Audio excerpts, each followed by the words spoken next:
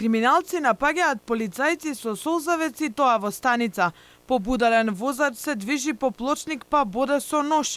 Мафијашки пресметки во кафулиња, убиства, кражби и разбојништва.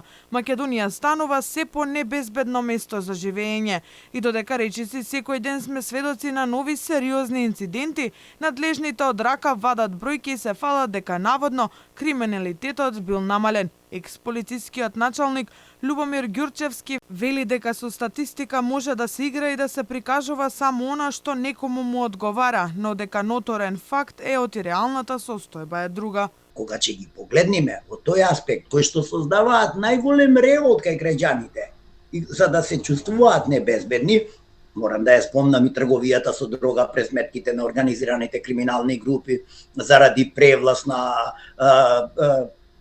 подрачјето на целата територија на Република Македонија, тога состојбата на безбедносен план нас ни е катастрофална.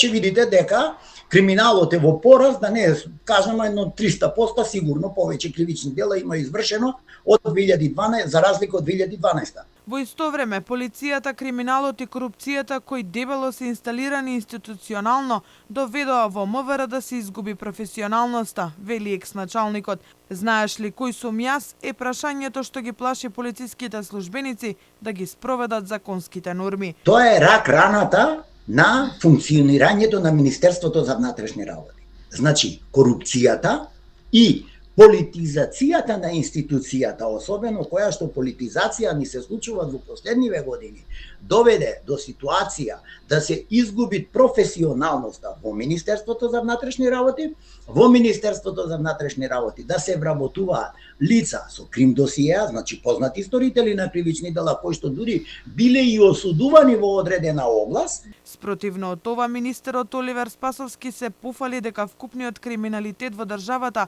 бил намален за 8,3%, но не објасни како е направена оваа статистика, која очигледно не соодветствува со состојбата на терен.